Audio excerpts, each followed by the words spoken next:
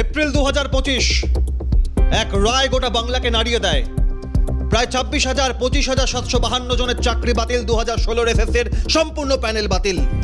আর সেখান থেকেই যখন সেই মামলায় সুপ্রিম কোর্টে এই মামলা পুনরায় যাওয়ার পর আদালত 31শে ডিসেম্বর পর্যন্ত এসএসসির নবম, দশম, একাদশ, দ্বাদশের যারা চাকরিহারা তাদের 31শে ডিসেম্বর পর্যন্ত স্কুলে যাওয়ার জন্য অনুমোদন দিলেও গ্রুপ সি, গ্রুপ ডি, হাজার হাজার গ্রুপ সি, গ্রুপ ডি চাকরিহারা, তাদের কি হবে? চারদিকে নজর রয়েছে আমাদের এই চাকরিহারাদের আন্দোলন, অবস্থান, রিভিউ পিটিশন, রাজ্য সরকারের সিদ্ধান্ত, এসএসসির নয়া করে পরীক্ষার বিজ্ঞপ্তি। কিন্তু এই চাকরিহারা গ্রুপ সি, গ্রুপ ডি 4:24 কোণে আমি অভিক বসু, আমরা নজর রাখবো এইদিকেই। তার কারণ আজ গুরুত্বপূর্ণ রায় দিয়েছে আদালত। কলকাতা হাইকোর্ট রায় দিয়েছে গ্রুপ সি, গ্রুপ ডির ক্ষেত্রে রাজ্য সরকার যে ভাতার ঘোষণা করেছিল 2016 এসএসসির চাকরিহারা গ্রুপ সির ক্ষেত্রে 25,000, গ্রুপ ডির ক্ষেত্রে 20,000 ভাতা দেবে রাজ্য সরকার। সেই ঘোষণা মামলা আদালতে সেই মামলা গড়ালো, শুনানি হলো, সওয়াল জবাব হলো, রায়দান স্থগিত ছিল। কিন্তু আজ স্থগিতাদেশ দিল আদালত। বিচারপতি অমৃতা সিনহার বেঞ্চ আগামী 26শে সেপ্টেম্বর পর্যন্ত এসএসসির গ্রুপ সি, গ্রুপ ডি চাকরিহারাদের রাজ্য সরকার 25,000 ও 20,000 টাকা করে ভাতা দিতে পারবে না। এই নির্দেশে আর কি উল্লেখ? এই মামলায় নতুন সংযোজন গত 13ই জুন 2023-এর এনএইচপিসির ধারা, একের পর এক প্রশ্ন, কিন্তু বঞ্চিত কারা? প্রশ্ন হাজারো। সব জানাবেন বিস্তারিত। সরাসরি রয়েছেন হাইকোর্টের এই খবরে ধারাবাহিক নজর রেখেছেন অভিরূপা হাজরা। লাগাতার এই মামলা, সওয়াল জবাব, শুনানি আর আজ নির্দেশ বিচারপতি অমৃতা সিনহার, জানাবেন বিস্তারিত অভিরূপা।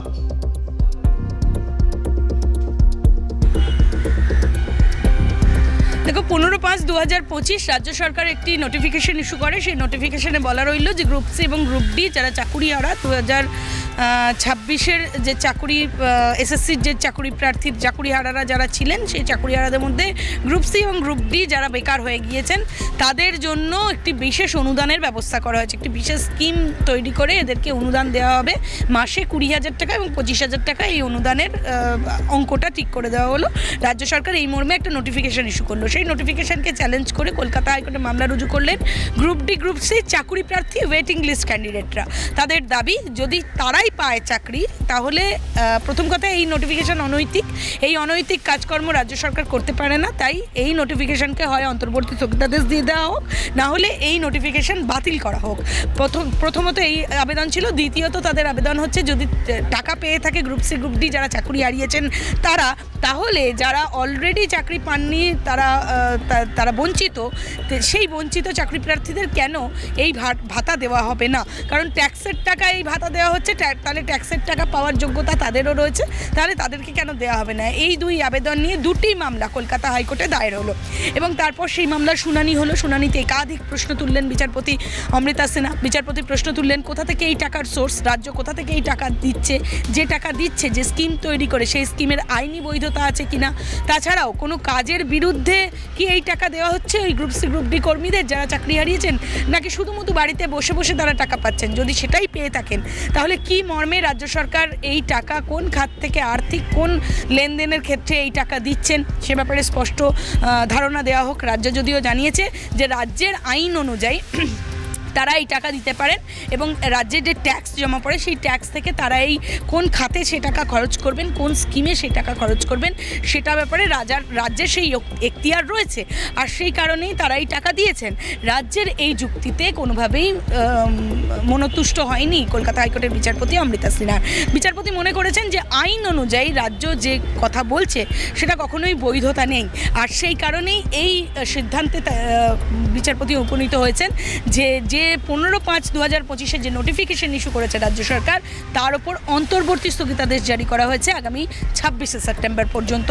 এবং এই যে আজকের থেকে 4 সপ্তাহের মধ্যে রাজ্য এই নির্দেশিকার পাশাপাশি তার বক্তব্য জানিয়ে একটি হলফনামা জমা দেবে এবং তারপরে আরও 2 সপ্তাহ পর, অর্থাৎ মোট 6 সপ্তাহের মাথায় আবেদনকারী পক্ষ তাদের বক্তব্য জানিয়ে একটি হলফনামা জমা দেবে।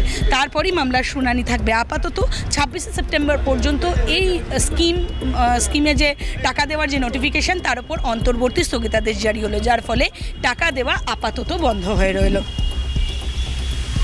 আরো একবার আসবো অভিরূপা তোমার কাছে, আসবো তার কারণ এই মামলায় যারা আবেদনকারী তাদের তরফ থেকে কি বলা হয়েছিল, এরপর কি হবে গ্রুপ সি গ্রুপ বির তাদের ভবিষ্যৎ, এ বিষয় নিয়ে আসছি। তবে তার আগে একবার এই মামলা লড়ছিলেন যারা আইনজীবী ফিরদৌস তামিম, আইনজীবী বিক্রম বন্দ্যোপাধ্যায়, কি বলছেন তারা দেখুন।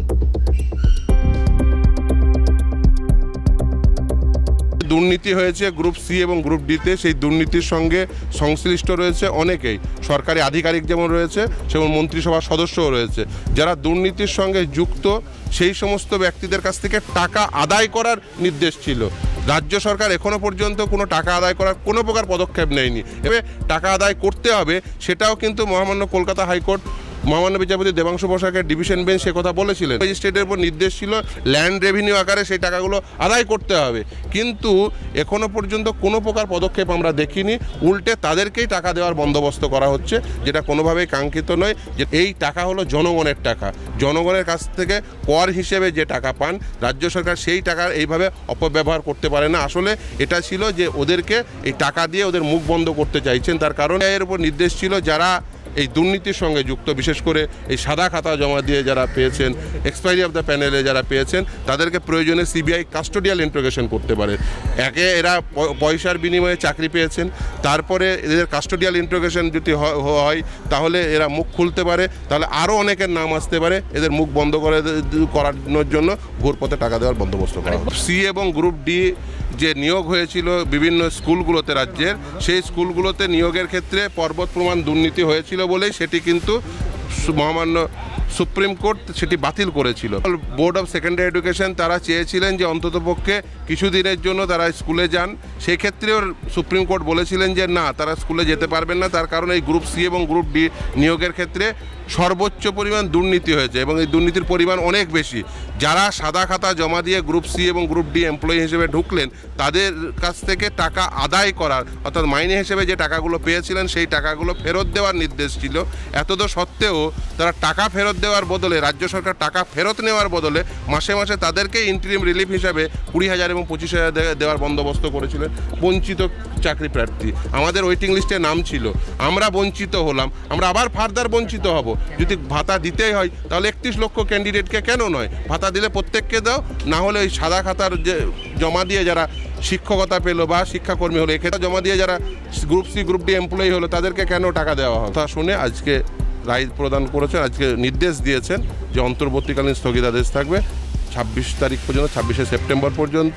4 সপ্তাহের মধ্যে রাজ্য সরকার এফিডেভিট দেবে, তার রিপ্লাইয়ে আমরা 2 সপ্তাহের মধ্যে এফিডেভিট দেবো, তারপরে ম্যাটারটি আবার শুনানির জন্য আসবে। নোটিফিকেশনটা হয়েছিল ভাতা দেওয়ার জন্য, এটা সম্পূর্ণ বেআইনি, এভাবে দেওয়া যেতে পারে না। যারা চাকরি চলে গেল তাদের মধ্যে অযোগ্য ক্যান্ডিডেট ভর্তি, এই গ্রুপ সি গ্রুপ ডিতে প্রচুর অযোগ্য ক্যান্ডিডেট আছে, তারা ভাতা পেয়ে যাবে একটা পাবলিক এক্সচেকার থেকে। এটা কি করে সম্ভব হয়? আর যেখানে তাহলে তো সেই লজিকে যারা সারা পশ্চিমবাংলার যত বেকার আছে সবাইকে ভাতা দিতে হয়, এটা তো কোনো দিনই সম্ভব হতে পারে না। দিয়েছে ইন্টারিম স্টে দিয়েছে টিল 26 সেপ্টেম্বর, তার মাঝে এফিডেভিটসের ডিরেকশন হয়েছে, এফিডেভিট আসবে, তারপরে শুনানি হবে। কারণ সুপ্রিম কোর্টের রায়ের ভিত্তিতে চলে গেল, তারা প্রত্যেক মাসে 20,000 25,000 টাকা ভাতা পাবে।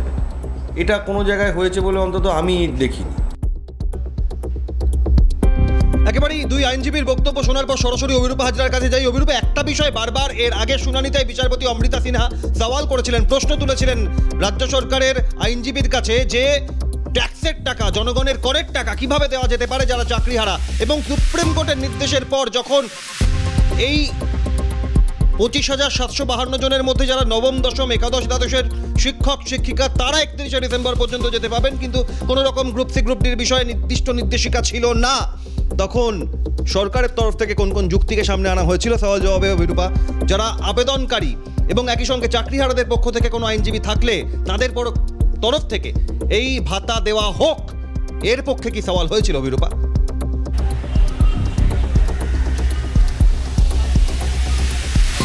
সেক্ষেত্রে রাজ্য সেই সময়, অর্থাৎ এই যুক্তিটা যখন বিচারপতির প্রশ্নটা জানতে চেয়েছিলেন, তখন রাজ্যের তরফ থেকে আইনজীবী কিশোর দত্ত তিনি সাফ জানিয়েছিলেন যে হ্যাঁ, সুপ্রিম কোর্ট নির্দেশ দিয়েছেন যারা শিক্ষক কর্মী তারা তাদের কর্মস্থলে যেতে পারবেন এবং তাদের বেতন তারা পাবেন।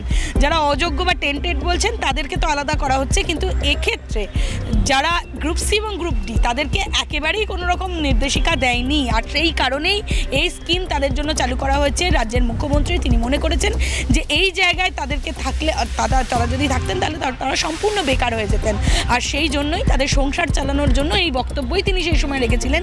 তাদের সংসার চালানোর জন্য একটি স্কিম তৈরি করছে রাজ্য সরকার। তারপরই 15/5/2025 একটি নোটিফিকেশন ইস্যু হয়, সেখানে একটি স্কিমের নাম দেওয়া হয় এবং সেই স্কিমের নাম করে ভাতা নির্দিষ্ট করে দেওয়া হয় কাকে কত টাকা দেওয়া হবে, কোন সেকশনকে কত টাকা দেওয়া হবে।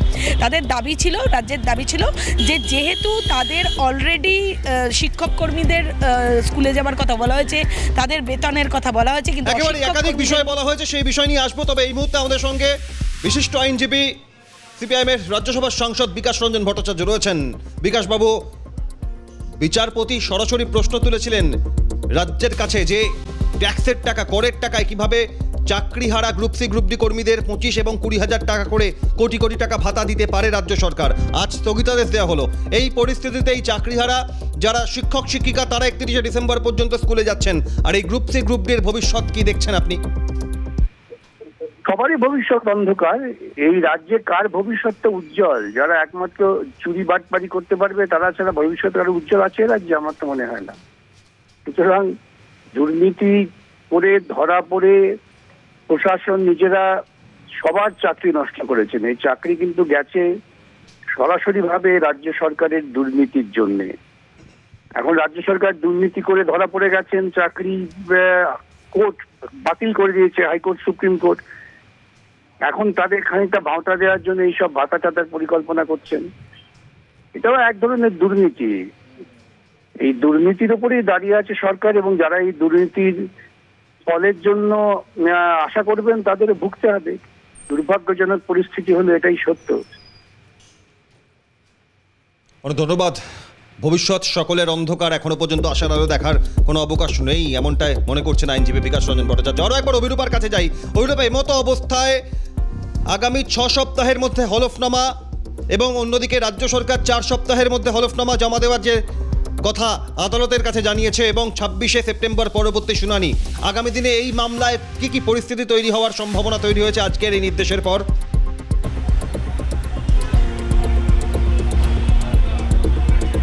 দেখো, এই অন্তর্বর্তী কোনো স্থগিতাদেশ জারি থাকলে তারপরে সেই নির্দেশিকার বরাবর দুই পক্ষের কি বক্তব্য সেটা আদালত জানতে চায়। এটাই নিয়মের মধ্যে পড়ে, আর সেই কারণেই 4 সপ্তাহ এবং 2 সপ্তাহ, মোট 6 সপ্তাহ সময় দেওয়া হয়েছে। 4 সপ্তাহ পর রাজ্য দেবে, সেই রাজ্যের হলফনামা অনুযায়ী পাল্টা বক্তব্য জানাবে আবেদনকারী আইনজীবীরা, এবং তাদের বক্তব্য জমা পড়ার পরই কলকাতা হাইকোর্ট নির্দিষ্ট দিন ঠিক করবে, সেদিন তাদের শুনানি হবে। তো সেক্ষেত্রে এই রায়ের ভিত্তিতে রাজ্যের কি বক্তব্য, যেহেতু রাজ্য এক্ষেত্রে ব্যাকফুটে বা রাজ্যের এগেনস্টে নির্দেশিকা গেল, ফলত রাজ্য তার বক্তব্য জানাবে এবং তার পরবর্তীকালে অবশ্যই আবেদনকারী তার বক্তব্য জানাবে। এর থেকেও একটা বড় বিষয় হচ্ছে রাজ্য এই নির্দেশকে চ্যালেঞ্জ করে, অর্থাৎ সিঙ্গেল বেঞ্চের এই নির্দেশকে চ্যালেঞ্জ করে ডিভিশন বেঞ্চে যেতেই পারে। সেই পথ তার খোলা রয়েছে। আদতে রাজ্য সেই সিদ্ধান্ত নেবে কিনা বা রাজ্য সেই সিদ্ধান্তে উপনীত হবে কিনা সেটা সম্পূর্ণ রাজ্যের ব্যাপার। তবে এই পথ সবসময় খোলা থাকে। নিম্ন অর্থাৎ সিঙ্গেল বেঞ্চের কোনো রায় দিলে সেই রায়কে চ্যালেঞ্জ করে যিনি অসন্তুষ্ট হচ্ছেন বা যিনি তার বিরুদ্ধে রায় যাচ্ছে তিনি ডিভিশন বেঞ্চে যেতেই পারেন। এক্ষেত্রে ডিভিশন বেঞ্চে যাওয়ার পথ খোলা রইল। আদতে এটাই দেখার বিষয় যে রাজ্য ডিভিশন বেঞ্চে আদতে আবেদন করে কিনা এই রায়কে চ্যালেঞ্জ করে, বা তখন তাদের যুক্তি কি থাকে, বা ডিভিশন বেঞ্চে আবেদন করলেই বা ডিভিশন বেঞ্চই বা কী নির্দেশ দেন সেটা অবশ্যই দেখার বিষয়। কিন্তু সেটা সম্পূর্ণ পরবর্তী বিষয়। এখনো পর্যন্ত রাজ্য কোনো আবেদন করেনি। ধন্যবাদ অভিরূপা হাজরা। যেমন জানালেন, সিঙ্গেল বেঞ্চের এই অন্তর্বর্তীকালীন স্থগিতাদেশকে চ্যালেঞ্জ করে ডিভিশন বেঞ্চে যায় কিনা রাজ্য, ডিভিশন বেঞ্চে যায় কিনা আবেদনকারীরা, নজর থাকবে সেদিকে। তবে চাকরিহারা গ্রুপ সি গ্রুপ ডি তাদের কি বক্তব্য? তারা আশা দেখেছিলেন 15ই মে যখন নির্দেশিকা জারি করা হয়েছিল অন্তত 25,000 টাকা গ্রুপ সি, 20,000 টাকা গ্রুপ ডি তারা ভাতা পাবেন।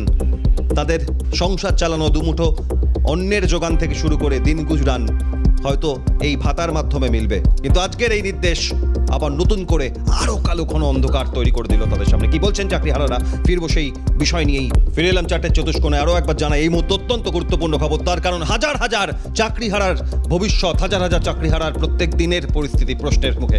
তার কারণ আজ কলকাতা হাইকোর্ট যে নির্দেশ দিয়েছে রাজ্য সরকারের তরফ থেকে 15ই মে 2025-এর ঘোষণা, যারা চাকরিহারা 25,752 জনের মধ্যে শিক্ষক শিক্ষিকা, তাদের ক্ষেত্রে আগামী 31শে ডিসেম্বর পর্যন্ত তারা স্কুলে যাবেন, বেতন পাবেন, এই নির্দেশিকা থাকলেও সুপ্রিম কোর্টের যারা গ্রুপ সি গ্রুপ ডি কর্মী হাজার হাজার, তাদের কি হবে? 25,000 20,000 টাকা ভাতার ঘোষণা, সেই ঘোষণার ওপর আগামী 26শে সেপ্টেম্বর পর্যন্ত অন্তর্বর্তী স্থগিতাদেশ কলকাতা হাইকোর্টের। আর তারপর চাকরিহারা গ্রুপ সি গ্রুপ ডি কর্মীরা, আন্দোলনরত চাকরিহারারা, তারা কি বলছেন দেখুন। প্রসঙ্গটা একটা ভিক্ষা প্রবৃত্তির মতো, সঠিক জায়গায় সঠিক বিচারটা এখনও হচ্ছে না। যোগ্য অযোগ্য আলাদা করলেই সব ক্লিয়ার হয়ে যায়, সেই বিষয়টাকেই আমি বুঝতে পারছি না কেন ভালো মতো আইডেন্টিফাই করা হচ্ছে না। যোগ্য অযোগ্য আলাদা করে দিক, যারা যোগ্য তারা আবার আগের স্কুলে ফিরে যাক, তারা চাকরি করুক, তবেই কিনা আসল আসল বিচারটা পাওয়া যাবে। এই ভাতা দিয়ে 6 সপ্তাহ পরে ভাতা দেবে, সেটা আবার স্টে পড়বে, আবার কোনো দিন সেটা বন্ধ হবে, ফলে কিন্তু জটিলতা আরও বাড়বে। মানে হচ্ছে কোনো একটা বিষয়কে দমিয়ে রাখা, নিজের ক্ষমতাকে প্রকাশ করা, যে আমি শাসক দল, আমার ক্ষমতা আছে, আমি এদের ভাতা দিয়ে রাখবো। নিতে চায় না, সঠিক কাজ করে তার প্রাপ্ত টাকা পেতে চায়। ভাতা নিয়ে বাড়িতে বসে ভাতা নেওয়াটা মনে হয় প্রত্যেকের কাছে অপমানজনক। হচ্ছে যোগ্য অযোগ্য লিস্ট যদি ক্লিয়ার করে দিতে পারতো, তাহলেই দেখুন আসল রহস্য এবং কোথায় কোনটা বিচার হচ্ছে ধরা পড়ে যেত। তা দিতে পারবে না মানে হয়তো অন্য কোনো রকম চিন্তাভাবনা করেই এই সিদ্ধান্ত নেওয়া হয়েছে। ক্ষতিগ্রস্ত হলো একটা সম্প্রদায়, যারা নন টেন্টেড ছিল, মানে আনটেন্টেড যারা ছিল, তারা কিন্তু ক্ষতিগ্রস্ত হয়েই গেল। এই মুহূর্তে স্যালারি বন্ধ, তারা কোনো রকমভাবে তাদের সংসার চালাতে পারছে না, এবং তাদেরও নিশ্চয়ই বাচ্চা কাচ্চা আছে, সব কিছু আছে, বাড়িতে অসুস্থ আছে। আমরা প্রথমত চাইছি যে তাদের চাকরি ফেরত দেওয়া হোক। এই ব্যবস্থাটা যতদিন না পর্যন্ত সরকার করতে পারছে, লজিক্যালি মানে রিভিউ থেকে যতদিন না পর্যন্ত তারা ফিরতে পারছে, ততদিন পর্যন্ত তাদের ভাতা দিলে কিন্তু কোনো সমস্যা হতো না। এবং কোর্ট আরেকবার হয়তো হাইকোর্ট আরেকবার হয়তো প্রমাণ করে দিল, আরেকবার তার অমানবিক মুখ হয়তো একদম সরকার সবাইকে তার যে প্রতিজ্ঞা। এই মুহূর্তে আমাদের সঙ্গে আইনজীবী তৃণমূল নেতা বৈশ্বনাথ চট্টোপাধ্যায় রয়েছেন। বৈশ্বনাথ দা, রাজ্য সরকার 15ই মে ঘোষণা করেছিল গ্রুপ সি গ্রুপ ডি চাকরিহারাদের যথারীতি 25 ও 20,000 টাকা করে ভাতা দেওয়া হবে। আজ কলকাতা হাইকোর্টের সিঙ্গেল বেঞ্চে বিচারপতি জানিয়ে দিলেন যে না, দেওয়া যাবে না, এভাবে সরকারের টাকা, করের টাকা, জনগণের ট্যাক্সের টাকা দেওয়া যাবে না চাকরিহারাদের। এরপর এই গ্রুপ সি গ্রুপ ডি কর্মীদের আর কোনো ভাতা মিলবে না। এই নির্দেশের পর কি পদক্ষেপ করবে সরকার, কি পরিস্থিতির মধ্যে পড়ছেন চাকরিহারারা, আপনার কি পর্যবেক্ষণ? এবার আমি 35 বছর ওকালতি করছি, বার কাউন্সিলের মেম্বার। আমি বিচার ব্যবস্থার প্রতি আমার অগাধ আস্থা আছে, কিন্তু একটা সত্যি কথা কি জানেন তো, যে আইনের জন্য কিন্তু মানুষ নয়, মানুষের জন্য আইন। এটা একটা মানবিকতারও ব্যাপার আছে। যে লোকগুলো কাজ করতো সেই লোকগুলোকে চাকরি গেল এবং তাদেরকে যে একটা ভাতা দেওয়া হবে, সেই ভাতার অর্ডারটাও স্টে করে দিল। তাহলে এবার ওরা বউ বাচ্চা নিয়ে কোথায় গিয়ে দাঁড়াবে? এতগুলো অশিক্ষা কর্মী, গ্রুপ সি গ্রুপ ডি, তারা কোথায় গিয়ে দাঁড়াবে? তো আমার মতে, আমি আমাদের বহু বছর ওকালতি করছি, আমাদের একজন মহামান্য বিচারক বলেছিলেন একবার যে আইনের ঊর্ধ্বে গিয়েও আমি কখনো কখনো কলম চাপিয়েছি। তো ওনারা যারা দিচ্ছে তারা বলছেন হ্যাঁ সরকারের ট্যাক্সের টাকা কেন দেয়া হবে। নিশ্চিত ওনারা বলতে পারেন, ওনারা বিচারপতি, ওনারা বসে আছেন, ঠিক আছে, কিন্তু আমরা এই সঙ্গে সঙ্গে মানুষ, যারা তলার লেভেলের মানুষ, তাদের কথাও আমি ভাববো, কারণ আমরা পাবলিকের মধ্যে সারাদিনে কাটাই।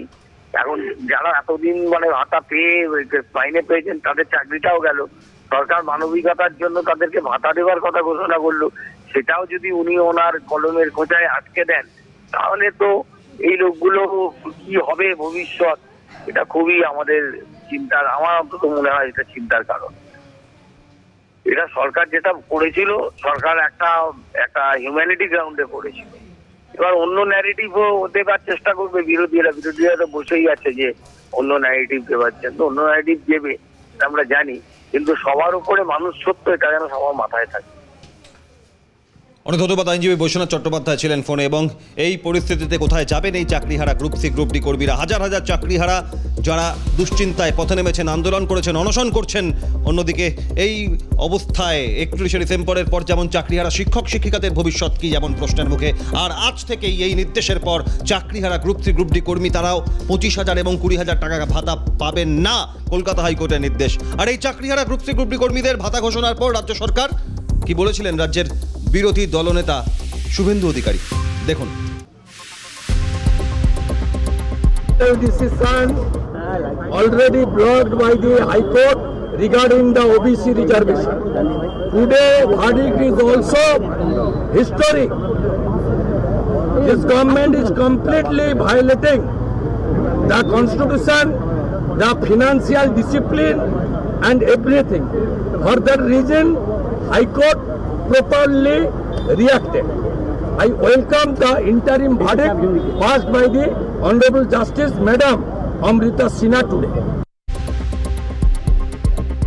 শুনলেন, কিন্তু এই জায়গায় দাঁড়িয়ে এপ্রিলে 2025-এর রায় 25,752 জনের চাকরি গেল। এপ্রিল পেরিয়ে মে, জুন, দিনের পর দিন অতিক্রান্ত হচ্ছে, কিন্তু কোনো পথ বের হচ্ছে না এখনো পর্যন্ত এই চাকরিহারাদের সুরাহার পথ কি? তার কারণ ইতিমধ্যেই সুপ্রিম কোর্টের নির্দেশিকা জারি করেছে রাজ্য সরকার। 16ই জুন থেকে ইতিমধ্যেই ফর্ম ফিল আপের প্রক্রিয়া শুরু হয়েছে, 14ই জুলাই পর্যন্ত চলবে। কিন্তু এরপর সঠিক পথে কিভাবে সুরাহা মিলবে এই প্রশ্ন উঠছে।